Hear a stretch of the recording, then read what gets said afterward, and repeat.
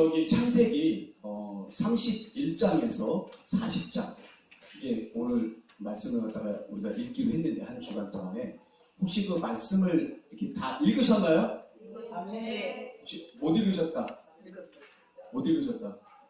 이게 관심 사실은 못 읽었는데 읽은 척 하신 거 아니시죠? 아니요. 알겠습니다.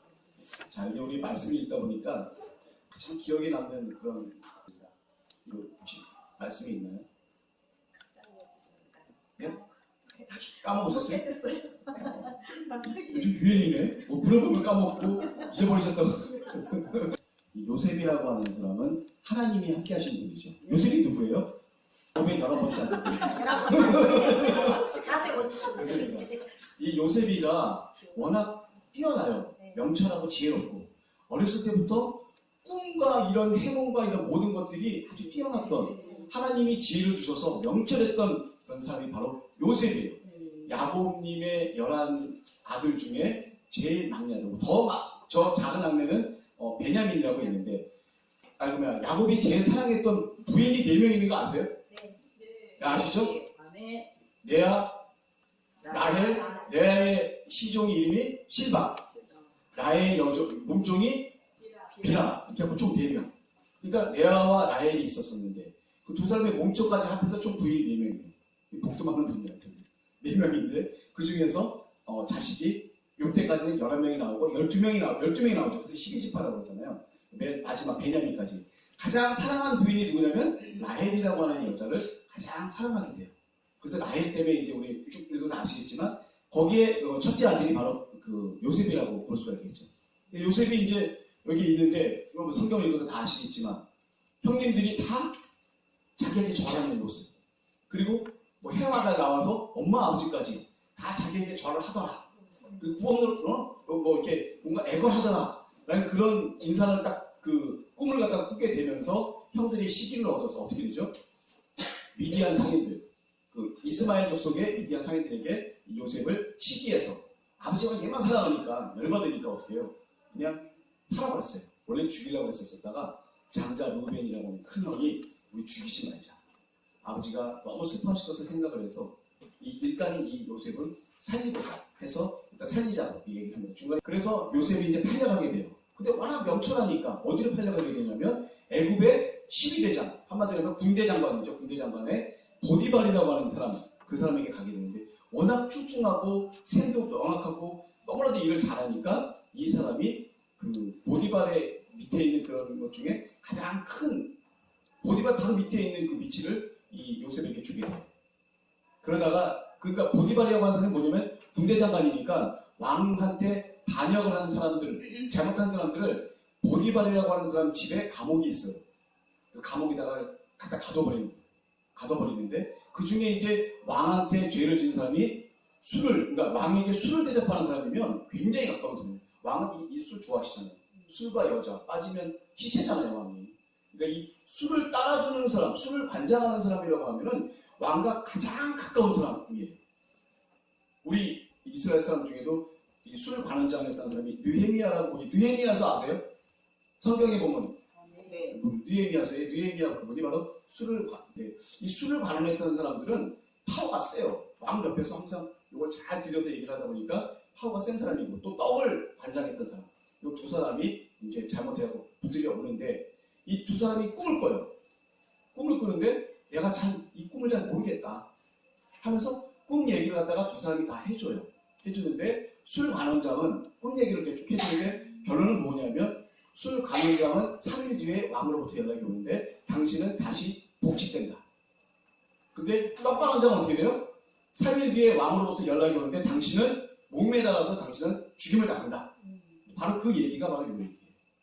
그 떡 관원장이 꿈을 꿨는데 그 꿈을 해석을 누가 해주냐면 요셉이 해석을 해줘요. 뭐라고 해석해주냐면 3일 뒤에 당신은 왕으로부터 연락이 오는데 3일 뒤에 당신은 죽임을 당하게 된다. 바로 그 부분이 바로 이 부분에 대한 얘기입니다. 좀 이해가 가셨나요? 일단 혹시 이 부분에 대해서 좀 더 질문하실 거면 이제 수업이 전제가 끝나고 난 뒤에 저랑 같이 한번 좀 더 말씀해 보도록 하겠습니다. 자, 아까 그 말씀하신 것 중에 사실 저도 생각나는 것 중에 하나가 뭐냐면 질문 한번 드리고 싶어요. 여러분 여기 계신 분들이 어려움과 고통이 사실은 우리가 인생에 있어서 없을 수가 없잖아요. 근데 어려움과 고통이 우리가 딱 당했을 때 가장 우리가 뭐부터 해요? 어려움과 고통이 당했을 때 보험 뭐 들었나? 보험 체크하고 어디 뭐 누구 돈 받아야 될 거 없나? 이거 생각하시나요? 기도합니다. 기도합니다. 네, 맞습니다. 하나님께 부탁드립니다. 하나님께 부탁하고 네. 실제로 저희가 고난을 정말 당했을 때 하나님께 기도하신 적 있으세요? 네. 요셉이라고 이 야곱이라고 하는 분은 이삭의 아들이고 또 어떻게 되죠? 이삭의 아들이면서 형 에서와 원수지간이 되면서 이분이 따로 이렇게 저번에 우리가 제가 말씀드렸듯이 이 에서의 낯을 피해서 도망가다가 베델이라고 하는 곳에서 이 돌베개를 들고 잠을 잤는데 가나안에만 있었던 하나님인 줄 알았는데 내가 베델까지 도망을 갔는데 베델까지 오셔서 온 천사들과 하나님의 그 모습과 이런 모습을 보면서 섭섭하게 놀라면서 하나님이 나와 함께 하시는구나. 크게 봐도 고맙고 감사해서 단을 쌓고 거기서 하나님께 제사를 드리게 되는 바로 그 광경이 나오게 되죠. 근데 이 야곱이 그렇게 해서 어머니가 시킨 대로 그 외삼촌 라반 집에 가서 딱 보니까 라헬이라고 하는 여자를 처음 만나게 돼서 그 라헬을 연모하는 바람에 라반 삼촌에게 뭐라고 하냐면 내가 수고를 할 테니까 이 라헬을 나에게 부인달라. 그래서 열심히 7년 동안 아까 봉사해서 수고를 한 결과 이제 라헬을 받겠구나라고 했더니 라반이 몰래 라헬 대신에 큰언니 레아를 그 침식으로 보내게 되죠. 그래서 속아서 어떻게 돼요? 다시 왜 라헬을 안 주시냐? 먼저 언니 먼저 줘야 되지 우리 법도에는 동생 먼저 주는 법 없다. 그래갖고 다시 7일 뒤에 라헬을 주면서 7년 동안을 더 봉사해라. 그래서 이제 더 봉사를 하게 되는 그런 일이 벌어지게 되면서 이제 야곱이 라헬과 레아와 또 그 몸종인 실바와 또 빌하 이렇게 4명의 여자와 같이 이렇게 한 가정을 갖다가 만들게 되면서 아들도 11명, 12명까지 낳게 되면서 이제 어떻게 되냐면 이제 다시금 마음 가운데 어디로 가게 되냐. 그때 소원한 것 중에 뭐냐면 내가 다시 아버지 있는 곳으로 이제 가게 되는 그런 마음을 야곱에게 주게 됩니다. 그래서 이제 가나안으로 다시 가게 되죠. 가는 도중에 어떤 일이 벌어지게 되냐면 형 에서를 이제 만나게 되는 그 과정이 여기 나오게 되는 거예요. 아까 저기 황덕뼈 이게 하는 게 거기 나오는데 사실 에서가 어떻게 한다고 했어요? 야곱을 만나면 죽인다고 했죠. 에서라고 하는 사람은 사냥을 하는 사람이고 무기를 잘 쓰는 사람이기 때문에 이 야곱이 가진 이 가족들과 이 시종들 이걸 다 빼봤자 이 에서한테는 당할 수가 없어요.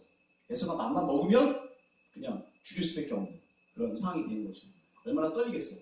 분명히 형이 나한테 죽인다고 그랬고 나도 죽을 만큼 그만큼 잘못을 했고 그 죄값을 갖다 치러야 되는 그런 상황인데 과연 이 야곱이 어떻게 했었을까? 에서를 만나기 전에 한 400명을 끌고 온다고 하니까 이 400명이면 여기 있는 사람들 아예 그냥 초중을 당하고 그냥 남을 만한 그런 숫자가 다 몰고 올 텐데 얘가 과연 견딜 수 있을까? 그러면서 가다 보면 약복강이라고 있는데 그 약복강을 건너서 이제 쭉 가게 돼요. 근데 약복강을 다 가족들을 건너게 하고 자기 혼자 남아서 그 두려운 마음을 갖고 하나님께 기도할 때 그 하나님이 나타나셔서 하나님이 오셔서 야곱과 밤새도록 신문하는 거죠. 야곱이 어떻게 했겠어요? 나에게 축복을 달라고, 나에게 이길 수 있는 힘을 달라고, 나를 살려달라고 애원했겠죠. 제가 저번에 얘기했던 우리가 예수 그리스도 안에 있으면 정죄함이 없다. 그랬을 때 우리가 과연 예수 그리스도 안에 있는 거는 과연 뭐냐라고 제가 저번에 말씀드렸잖아요.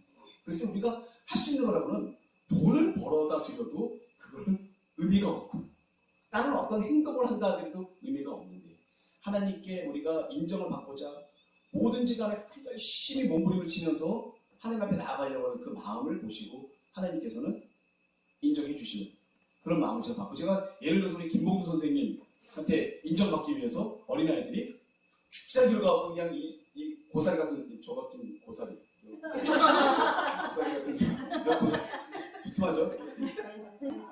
고사리 같은 손을 갖고 아이들이 책장에서 일을 하다가 뿌깃뿌깃한 그 마음을 보고 김봉두가 마음을 열었듯이 우리가 하나님께로 향한 거는 할 수 있는 건 아무것도 없지만 그래도 내가 뭔가 하나님께 뭔가를 좀 해보서 좀 인정받으려고 막 몸부림치면서 뭔가를 조금이라도 하는 그런 모습을 보고 하나님께서 인정해 주시고 하나님 안에 두셔서 내가 그리스도 안에 있게 되는 그게 그 가정에 관한 말씀드렸는데 이 야곱이라고 하는 분이 그거예요. 지금 야곱이라고 하는 분은 뭐 이것저것 많은 걸 다 가졌고 뭐 가축도 많고 부인들도 있고 자녀들도 있고 종들도 있고 뭐 다 할 게 있지만 지금 아무것도 할 수 있는 게 없어. 에서가 바로 400명을 데리고 오면 언제 어디서든지 나는 목숨이 다 달아나고 여기 사람들 다 약탈돼갖고 다 끌려갈 수밖에 없는 이 절대절명의 상황에서 하나님 앞에 간절히 매달리는 거예요. 간절히. 그러니까 어떻게 돼요? 이제 하나님께서 이 땅을 내셨는데 딱 가셔야 되는데 가지 못하게 나가니까 어떻게 돼요? 환도뼈를 팍 치고 여기 환도뼈가 어디냐면 이게 여기 허벅지 뒤 근육이 뼈예요. 여기를 팍 쳐버리면 어떻게 돼요? 질질, 그러니까 걷지도 못하고 질질 이게 걸어다니는 게 야곱님의 모습이 질질 이렇게 끌려다니게 되는 그런 모습이 이렇게 되는 거죠. 근데 하나님이 뭐라고 하시냐면 이겼대요. 맞았는데 이겼대요. 하나님께서 오셔서 하나님의 사람이죠. 하나님의 형상으로 입은 하나님의 사람이 천사니까 하나님이 오셔서 판도를 쳤는데 완전히 나자빠져갖고 작살이 났잖아요. 그런데 하나님께서는 이겼다고 했어요. 왜 그럴까요? 여기서 우리가 이겼다는 표현을 1차적인 표현으로 쓰면 안 돼요. 이겼다는 건 뭐냐면 끝까지 매달렸다는 얘기예요. 그걸 뿌리치고 가지 못할 정도로 매달렸다는 얘기예요. 야곱이. 그래서 못 가게 한 게 이긴 거예요. 하나님. 이제 그만 됐으니까 이제 가려고 하셨는데 나 축복 줄 때까지 나 살려줄 때까지 절대로 하면 안 돼요. 이 환대뼈를 쳤음에도 불구하고 끝까지 그걸 매달린 거예요. 나를 이렇게 해주시, 날 축복하지 않으면 절대 당신을 볼 수가 없어. 이 간절함이 하나님께서 그 간절함을 보시고 네가 나를 이겼다 라고 말씀하시는 거예요. 우리가 기도할 때 어떻게 해야 돼요? 대충 이 정도만 기도하면 되겠다? 제가 중보기도 때도 말씀을 드리는 게 뭐냐면 한번 내놓으면 목숨을 내놓고 기도해요. 간절히 매달려야 돼요. 간절히. 안 들어주실 것도 들어주세요. 아멘. 안 되는 것도 되게 해주시는 거예요. 아멘. 우리가 매달릴 때, 이 야곱님처럼 매달릴 때 하나님과의 개인적인 필요한 거죠. 그래서 이스라엘, 이 야곱이라는 사람의 이름을 이제 야곱이라고 부르지 않고 내가 이스라엘이라고 하겠다. 하나님과 맞대면하고 하나님과 대적해서 이겼기 때문에 이름을 이스라엘로 바꿔주셨어요. 그래서 이제까지 이스라엘 민족이 다 이 이스라엘로부터 나온 거예요. 이스라엘이라는 나라가 이 야곱의 이름이 바뀐 이 이스라엘에서부터 시작될 거고 이스라엘의 아들이 12명이기 때문에 이 12지파라고 합니다. 이 12지파라고 하는 그런 얘기 많이 들으셨죠? 12지파. 바로 그 12지파가 바로 야곱님의 아들들. 그래서 이스라엘은 사실은 어떻게 보면 실질적인 이스라엘 민족의 초대 조상이라고 볼 수 있죠. 물론 아브라함님이 이제 초대 조상이겠지만 명칭을 바꾼 진짜적으로 인정받은 이 야곱부터의 시대가 진짜 이스라엘 민족의 시대라고 볼 수 있죠. 그래서 그 이스라엘 민족들이 자기 원조이신 야곱님이 한도뼈를 갖다 맞아서 하나님께 이겼다고 하는 것을 기념하기 위해서 그 뒤로는 우리 이스라엘 민족들이 이 환도에 있는 신주를 먹지 않고 그것을 기념하고 오랫동안 자기 마음속에 새긴 거죠. 이스라엘 이 야곱님께서 하나님과 야곱강가에서 맞대면에서 끝까지 이 간절함을 갖고 축복을 받고 이스라엘 민족을 다시 만들게 되는 이것을 기념하기 위해서 이스라엘 민족은 그렇게 하게 됩니다.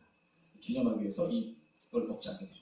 각 민족마다 나라마다 이런 그 내용들이 또 있어요. 제가 여기 말씀을 드리고 싶은 게 뭐냐면 제가 좀 전에도 고난에 대한 그 부분을 말씀을 좀 드리고 싶은 게 뭐냐면 이 야곱이라고 하는 분이 이렇게 해서 이제 아버지가 계셨던 그 땅으로 가게 되고 많은 재산을 갖다 얻게 되고 하다 보니까 그 가운데 또 어떤 일이 벌어지게 되냐면 레아가 첫째 부인이죠.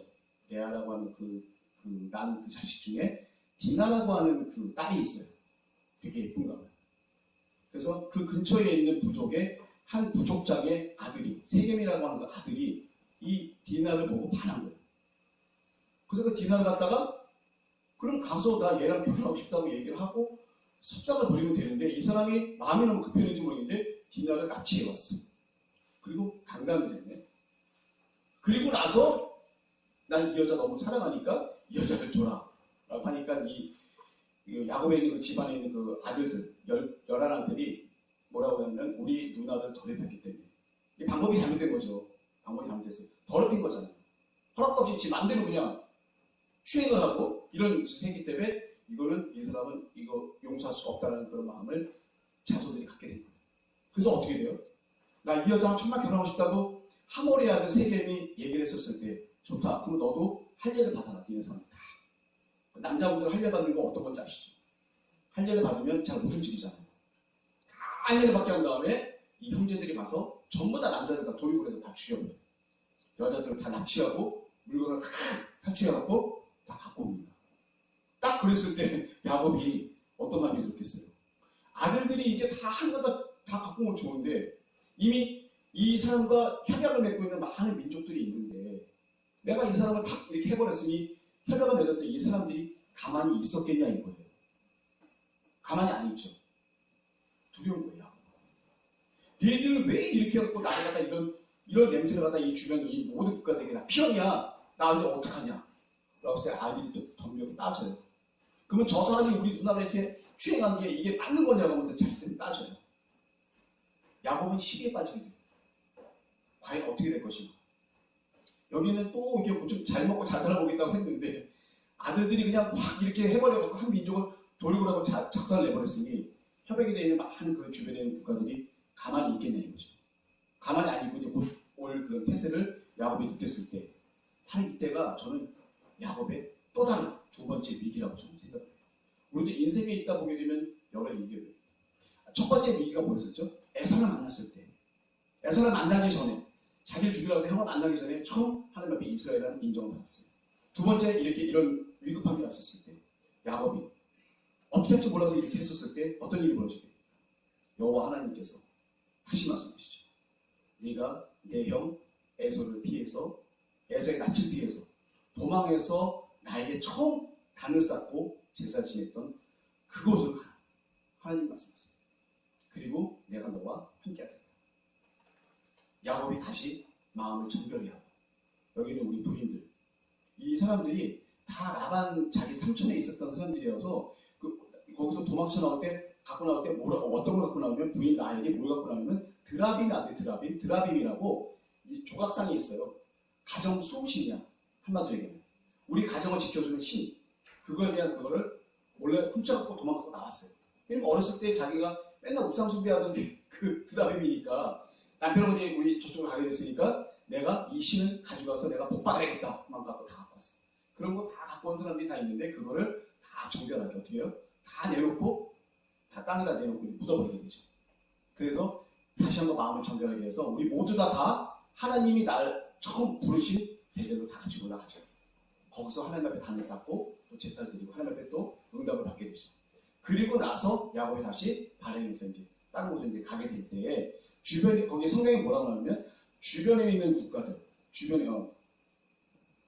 주변에 있는 국가들이 뒤에 그들이 베델로 다시 이제 출발했으나 하나님이 그 사면에 있는 고을들로 어떻게 했냐면 크게 두려워하게 하심으로 야곱의 아들들을 추격하게 하는 자가 없었다. 그러니까 한마디로 얘기하면 어렵고 힘들 때 야곱은 다른 것보다는 하나님 앞에 먼저 가서 기도하고 하나님 앞에 먼저 나의 어떤 어려움과 이런 것들을 갖다가 고하게 되는 하나님 앞에 내 첫사랑을 갖다 회복하고 정결하게 되는 바로 그 순간에 하나님께서 모든 어려움과 이런 모든 것들을 다 평탄케 해주시는 그런 역사가 벌어지게 게 바로 이 부분입니다. 그래서 제가 여기 계신 분들도 보게 되면 우리가 다 같이 모이는 가운데 힘들고 어려울 때가 있어요. 힘들고 어려울 때 우리는 뭘 해야 될지 모르겠지만 다들 기도하신다고 그러셨죠. 이 야곱처럼 내가 처음 하나님을 사랑했었을 때 그때 바로 그 장소로 가서 그 장소 아니더라도 그런 마음을 먹고 내가 하나님 앞에 결단하고 뜨겁게 기도할 때 하나님은 우리의 기도를 들어주시고 우리의 어려움과 환난과 고통 가운데 우리를 구출하고 이끌어내시는 여호와 하나님이신 것을 이 성경을 보시고 우리가 깨달아야 된다. 그 말씀을 좀 제가 드리고 싶었습니다. 그래서 이 성경이라고 하는 이거는 어떻게 보게 되면 우리가 이 일상생활, 우리 생활을 살아가면서 나이가 먹고 점점 이제 자식도 늘어나고 이렇게 되는 과정에서 우리가 이 어렵고 힘들고 이런 과정을 과연 하나님께 우리가 어떻게 해야 될 바를 이 성경에 이미 다 나와 있어요. 우리가 창세기 1장부터 50장까지 읽으면 우리가 하나님께 어떻게 해야 된다는 것을 여기 나와 계시는 아브라함과 이삭과 야곱과 그의 아들 요셉을 통해서 이 모든 게 다 돼요. 아까 저 요셉 얘기를 제가 아까 잠깐 했는데 요셉이 결국은 어떻게 돼요? 애굽의 총리로 가게 되죠. 애굽의 총리로 가게 돼서 거기에 7년 동안 풍년이 나고 7년 동안 흉년이 나게 됩니다. 애굽에. 그랬을 때 7년 동안 풍년이 나는 그 기간 동안에 많은 곡식들을 애굽의 전국의 창고에다가 다 쌓아요. 이거를 꿈을 누가 꾸냐면 애굽의 왕 바로가 꿈을 꿔요. 이거. 근데 이걸 해석할 수 있는 사람이 아무도 없네. 그랬을 때 그 야곱이 그 요셉이 그 보디발한테 뭐 잘못한 게 있어요. 부인 뭐 일부러 그런 건 아닌데 부인이 잘못 이렇게 해갖고 그 사람을 다시 감옥에 갇히게 되는 그런 상황에서 이제 죽을 위기에 처해 있었었는데 애굽의 왕 바로가 이렇게 데리고 와. 그래갖고 감옥에서 나오게 됩니다. 그리고 이 애굽의 왕 바로가 그 모든 것을 다 이렇게 그 현몽에서 모든 걸 다 이렇게 그 꿈을 갖다 해석해 주는 걸 딱 들어보고는 뭐라고 얘기하냐면 네가 나 다음에 여기 지휘자다. 네. 그리고 너의 역할이나 이 모든 것들을 다 나보다 더 대신할 거고 네가 나보다 다 뛰어난데 내가 너보다 나은 것은 자리 정도밖에 없다. 나는 왕이니까. 너는 그 다음에 총리고. 내가 너보다 잘난 거는 내가 왕이라는 것밖에 없이 나머지는 네가 다 위대하다. 철저하게 인정을 해주고 요셉에게 모든 걸 다 맡기죠. 요셉은 3번이나 총리를 해요. 첫 번째는 보디발 그 집에 전체 사원을 합니다. 보디발 다음 가는 사람. 두 번째가 어디예요? 감옥에 들어가서 감옥에 있는 장에 바로 밑에 들어서 감옥에 있는 모든 일을 다 요셉이 다 맞춘 거예요. 그리고 세 번째 어디예요? 애굽에 가서마저도 왕 다음에 총리를 하게 돼요. 2인자. 3번이나 2인자를 하게 되는 놀라운 역할을 하게 되죠. 그리고 애굽에서 7년 동안 풍년이 있고 그 다음에 7년은 엄청난 흉년이 붙어요. 다 곡식이 다 마르고 이제 뭐 아무도 먹을 게 없을 때 이제 7년 동안 모아뒀던 것을 어떻게 돼요? 팔아요. 애굽에 있는 사람들도 팔고 이방 민족에도 팔고 다 팔죠. 그랬을 때 어떻게 돼요? 야곱이 있었던 세겜 땅에 있었던 야곱의 형제들도 야곱과 그의 아들들도 다 일로 오게 되죠. 나중에 이제 그 형제들이 만나게 됩니다. 그랬을 때 우리 목사님이 이 장면 보고 많이 우셨대요. 요셉이 핍박을 많이 당했죠, 형제들한테. 그런데 요셉이 하나님의 뜻을 따라서 순종하고 나가서 결국 애굽의 총리가 됐잖아요. 잘 됐잖아요. 그랬을 때 다시 그 사람들이 화평화돼서 했었을 때 요셉이 옛날 같았으면 옛날 마음 같았으면 어떻게 돼요? 어디 나를 갖다 이렇게 만들어 니네들 가만 안 두겠다. 착살이겠다 그냥 팍 할 수도 있었는데 뭐라고 얘기를 하냐면 요셉이 뭐라고 얘기하냐면 나를 이곳에 보내신 것도 하나님이시고 미리 다 이곳에서 예비하게 계신 하나님께서 날 미리 보내셔서 다 예비하셔서 우리 형제들이 와서 먹고 마시고 쉴 수 있는 이 공간을 나를 미리 보내셔서 예비하셨다. 아멘. 모든 영광을 하나님께 돌립니다. 아멘. 우리 이런 사람들이에요. 아멘. 억울하다 그러면 안 돼요. 네. 억울하다고 똑같이 하면 안 돼요. 이거 보고 많이 우셨어요. 목사님. 교회에서 하나님 은혜와 은사를 많이 받고 열심히 복음 증거하고 귀신 쫓아주고 병 고치는 은사와 이런 모든 걸 다 했는데 거기는 형제들은 핍박을 해서 결국 교회에서까지도 우리 목사님이 나오시게 되는 그런 상황 가운데 너무 가슴이 아픈 거예요. 하나님의 은혜와 은사를 받고 최선을 다해요. 그러면서 이 요셉이 이렇게 억울하지만 나중에 이렇게 성공해서 이렇게 했다고 해서 나중에 그 사람도 다시 올 것도 생각하시면서 많이 우셨대요. 그래서 우리는 어떻게 해야 되냐면요. 잘못을 갚으면 안 돼요. 나에게 잘못한다 할지라도 우리는 어떻게 생각해요? 이 잘못이 왜 나에게 임했는가? 그거는 저 사람이 나한테 잘못한 게 아니라 하나님께서 왜 이런 상황을 나에게 주셨을까? 날 돌아보죠. 상황은 저 사람이 날 억울하게 만든 상황이에요. 그렇지만 내가 왜 이 억울한 상황을 만들 수밖에 없습니다. 그걸 돌아보고 요셉은 어떻게 돼요? 나를 형제들이 나를 쫓아내고 나를 죽이려고 해서 팔아서 여기에서 왔지만 이거는 하나님께서 나를 미리 먼저 보내셔서 우리 형제들을 다 미리 살리시고자 우리 민족을 살리시고자 나를 이곳에 먼저 보내셨다. 이게 하나님의 기쁘신 뜻이다라고 우리가 하나님을 대신해서 간증할 수 있어야 되고 말씀을 드릴 수 있어야 되고 기도할 수 있어야 되고 우리 그게 예수 그리스도입니다. 요셉님이 하셨던 진정한 이 사랑이 바로 예수 그리스도의 사랑입니다. 폭력을 갚으면 안 돼요. 폭력을 사랑으로 갚아야죠. 그랬을 때 사랑을 받은 그 사람은 변화돼서 예수를 주라 시인하고 나가게 되는 그런 상황이 됩니다. 영화 트로이에 보면은 어떤 왕이 있어요. 왕이 담대하게 브래드 피트가 주인공인데 브래드 피트가 앞으로 딱 오게 됩니다. 브래드 피트가 너 뭘 믿고 나한테 왔냐? 너 죽을 수도 있는데 왜 나한테 왔냐? 그랬을 때 이 왕이 뭐라고 했냐면 이미 그 왕의 아들은 이 브래드 피트한테 죽임을 당한 것 같아요. 근데 이미 나는 내 아들을 잃었기 때문에 나는 이 세상에 아무 소망이 없다. 네가 나를 죽인다 하더라도 나는 이미 내 자식이 죽었기 때문에 나는 아무런 두려움이 없다. 네 맘대로 해요. 이 얘기를 하는 장면을 내가 어떻게 보는 것 같아요. 우리 여기 계신 분들이 제가 많이 이렇게 표현에 의하면 많이 혼나고 우리 그랬어요. 이렇게 혼난다는 그 의미가 사실은 저에게 지나고 보니까 어떤 거냐면 능력을 던지는 거예요. 부족한 부분을 채워주시는 건데 아멘. 우리가 이제 나중에 이제 출애굽기나 레위기를 갖다 보게 되면 제사를 드려요. 제사를 드리는데 어떻게 드리는 줄 아세요? 나 대신 다른 동물을 죽이는 모습이 이제 제사로 나오거든요. 그러면 각을 트고 폭을 떠요. 그 동물을 죽여. 그리고 쫙 갈라서 각을 뜨고 폭을 뜨고 더러운 것을 버리고 자르고 뭐 해서 불에다가 칵 태워요. 그 과정이 나에게 임한다고 한다면 얼마나 무서운 거예요. 그걸 누가 대신 지셨어요? 예수님이 대신 지셨죠. 우리가 받은 그 훈련이나 이런 것들은 아무것도 아니에요. 아멘. 우리의 부족한 거, 잘못된 거를 하나님께서 인위적으로 이렇게 가져가시는 그런 과정이었어요. 근데 우리들 중에서 가장 먼저 고난과 어려움을 겪은 분이 바로 누구냐면 우리 역사 시작하기 전에 한때쯤 돼갖고 되신 분이 바로 목사님이세요. 아멘. 우리 목사님의 둘째 아들을 우리 목사님 가슴에 묻고 그리고 이 일을 시작하신 거예요. 아까 그 왕의 말에 의하면 이 세상에서는 아무 소망이 없는 거예요. 뭘 먹어도 기쁘지 않고 뭘 해도 기쁘지 않고 우리 창천교회 담임 목사님 박준하 목사님이 감독이세요. 그 김대중 대통령 부인이 그 교회 장로였고 아주 혈기등등하신 분이셨는데 어느 때 딱 바뀌었냐면 첫째 아드님이 감리교 신학교 학생 전도사 시절에 그분이 통고차 사고로 돌아가시게 돼요. 다 칭찬받습니다. 그리고 나서 10년이 흘렀는데 제가 속회 때 그 담임 목사님 댁을 간 적이 있어요. 속회 때.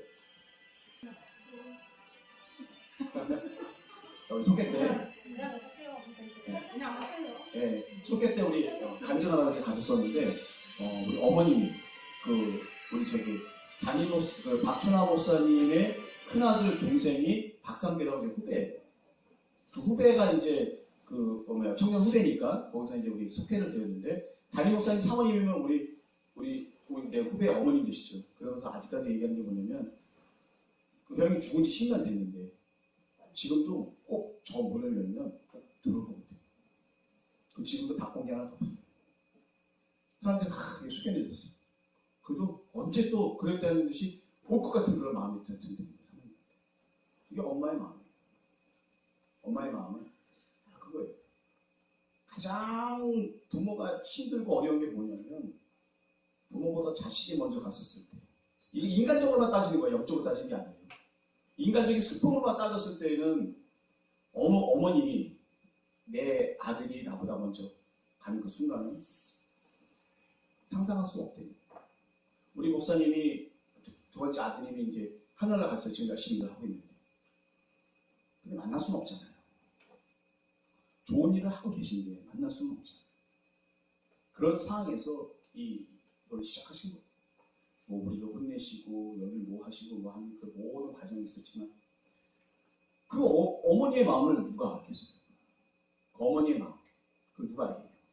우리하고 맨날 그렇게 훈련받고 막 힘들까 막 오늘도 막 하나님 왜 이러시지 다 끝나가면 엄청 온다고 하는데 저희 가서 기도해요. 아버지 우리 저거 맞습니까? 어떻게 해야 됩니까? 근데 저는요 우리 아들이 죽을 뻔한 적이 딱 2번인가 3번인가 있어요. 진짜로. 한 번은 우리 아들이 정말 죽을 뻔한 게 뭐냐면 감기에 걸려갖고 경기가 왔는데 이게 검은 자가 안 보여요 거의. 목사님 이렇게 올라가고 기도받고 병원을 일단 무조건 데려갔어요. 우리 추장로님과 같이 갔었거든요. 거기서 제가 생각이 뭐냐면 지금 가면 우리 아들을 어쩌면 못 데리고 올 수도 있겠다. 그런 마음이 제가 들었었을 정도로 되게 위급한 상황이 있었어요.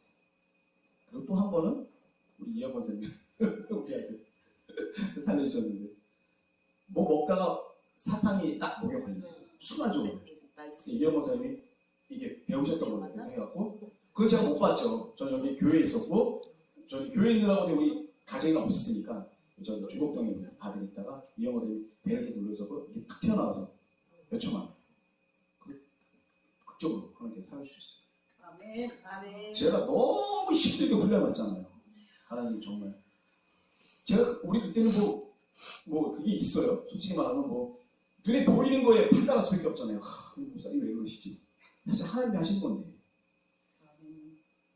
그때 목사님의 마음은 이미 이 세상은 소망이 없는 여인의 마음이에요. 뭐 그 아드님이 하늘에 가서 열심히 일을 하시고 하나님 보좌 앞에서 열심히 많은 영적인 일을 하시고 다니면서 많은 하나님의 일을 하신다고 하더라도 지금 난 못 보잖아요. 그게 괴로움이잖아요. 그리고 선생님 그때 예전 표현하신 게 뭐냐면 아들이 저 멀리 있어. 저 멀리 있는데 30년 뒤에라도 볼 수 있으면 희망이 있는 거 아닌가. 근데 아예 못 본다고 한다면 그건 너무 괴롭다. 그런 말씀을 하신 적이 있어요. 저는 혼났기 때문에 그 말이 뭔지도 몰라. 말을 안 와.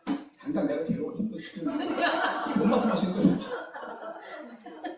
그때 그랬어요. 그럴 정도로 하나님께서 아까 제사 얘기했는데 소제 아시죠? 소같이고 복같이고 막 이게 제사예요. 튀겨요. 막 튀기고 막 그 제사 과정. 우리 그 과정을 겪은 거예요. 그 훈련의 과정을 겪으신 거예요. 제가 너무 괴로워서 올라가서 기도하면 하나님께서 저한테 뭐라고 하시냐면 너 이래도 할래? 이래도 할 거냐? 안 하고 싶다는 말이 여기까지 올라오는데 우리 아들이 꼭 생각나요. 내가 우리 아들 책임 자신이 없거든. 꼭 내가 이 안에만 있으면 우리 아들 하나님 지켜주실 것 같아. 아멘. 근데 벗어나면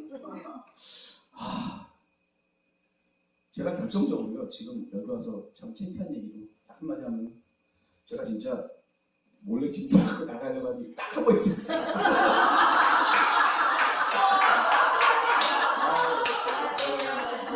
싸갖고 나가서 차 졸까 내려갔어요. 아버지 여기 다 있었으니까 여기는 다 못 봤지. 저는 짐 싸갖고 저기까지 내려가서 저기 여기 방앗간 있잖아요. 방앗간 코나 도는데 아시죠? 거기 가기 전에 다 우리 아버지께서 우리 아들을 딱 생각나게 하시는 거예요. 그러면서 너가 책임질 수 있냐? 참 너무하시네. 아니 그 막고만 집에 아들을 발목 잡고 왜 나를 갖다 이렇게 협박하시는 거야?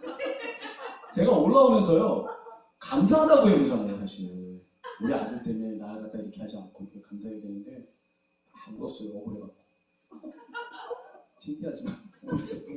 왜 나를 갖다 정말 이렇게 하시냐. 그런 과정들을 여기 계신 분이 많이 하시게 되는 거죠. 그러면서 조금씩 능력을 더 있게 되는 거예요. 어떠한 어렵고 핍박이 있고 어려운 상황에서도 하나님을 저버리지 않는 그 훈련을 여러분 받게 됩니다. 밖에서는 다른 분들은 밖에서 다른 충격으로 다른 어떠한 그 고통과 어려움으로 받으시지만 여기 있는 분들은 다 안전하게 해주는데 이 안에서 그냥 완전히 속아치고 복아치고 일 뛰고 저리 뛰고 쌓았다 무너뜨렸다 엄청 힘들었는데 진짜로 문고사에 말씀드려 진짜 제가 솔직히 말하면 많이 힘들었어요. 근데 지금 돌아보니까 그게 엄청 귀한 그 훈련이다. 아멘. 우리 언제 야곱님과 같은 훈련에 비하면 택도 안 되지만 야곱님 훈련에 비하면 가끔 좀 따라할 만한 그 정도도 안 되는 그 훈련이 있지만 그래도 하나님께서 여기 계신 분과 저를 우리 사모님을 여기서 하나님께서 이렇게 훈련하시고 훈련을 끝난 걸로 끝나는 게 아니라 그 뒤에 하나님께서 많은 축복을 이렇다 이것저것 우리 자녀들을 통해서도 축복을 주시고 그 밖에 주변에 있는 것들에서도 축복을 주시는 하나님 저는 간증하잖아요. 제가. 그 훈련이 제가 여기 계신 분들에게 말씀드리는 게 뭐냐면 그 훈련이 헛되이 돌아가지 않게 했으면 좋겠다. 귀하게 받은 우리의 그 훈련을 헛되이 돌아가지 않게 했다. 과거의 것을 잊지 말고 항상 늘 생각을 하고 내가 그때 힘들고 어렵게 훈련을 받았던 그 과정들을 잊지 말고 내 마음속에 깊숙하게 새기고 어떠한 순간용단지라도 예수 그리스도를 부인하지 않고 끝까지 사람들에게 주님의 복음을 전하는 그런 사명을 우리에게 가져야 됩니다. 그래서 저희 함께 응답해 주셨어요. 아까 말씀하시는데 그렇게 우리 목사님은 사실 많이 어려운 가운데 이걸 시작하셨기 때문에 우리 목사님 그때 뭐라 했냐면 목사님이 아시는 분의 아들 진짜 죽은 아들이 있어요. 근데 목사님 그때 말씀하신 거는 그냥 힘들겠구나라고 당신이 생각을 했는데 직접 이렇게 당신이 임하셨을 때는 많이 힘든 그 날로 표현할 수가 없는 그게 되거든요. 그래서 저희가 우리 목사님 위해서 많이 기도해 주셔야 되는 건 앞으로 오늘도 말씀하셨잖아요. 목사님이랑 기도 하나님 제일 기뻐하세요. 우리 주의적으로 그냥 마른 막대기야. 하나님 쓰신 대로 그냥 쓰는 거예요. 하나님 이만 주면 역없이 그대로 그냥 우리한테 줍니다. 이런 마음 주시면 그냥 역없이 기다려줘. 좀 생각이 있는 사람은 그것도 또 가르잖아요. 하나님 싫어하시거든요. 정결한 거 좋아하시거든요. 하나님이 주는 임팩트 그대로 그냥 백성들에게 전하는 거 하나님 제일 좋아하시거든요. 거기에 가감해갖고 편하게 해줄 필요도 없어요. 세게 할 때는 세게 해줘야 되고 한없이 사랑으로 덮어줄 때는 덮어줘야 돼요. 하나님께서 주시는 온전한 감정을 갖고 그대로 하는 그냥 우리 목사님은 정말 진정한 아름막대기였다. 훈련 대상으로서 참 존경할 만한 분이 있고 여기까지 이끄신 우리 목사님께 여기 많이 계신 분들 오늘 목사님 기도 부탁하셨지만 특별히 우리 목사님께서 더 기도하면 할수록요 그 가정은 하나님이 더 많은 필요한 것들을 더 많이 기도해 주시고 하겠습니다.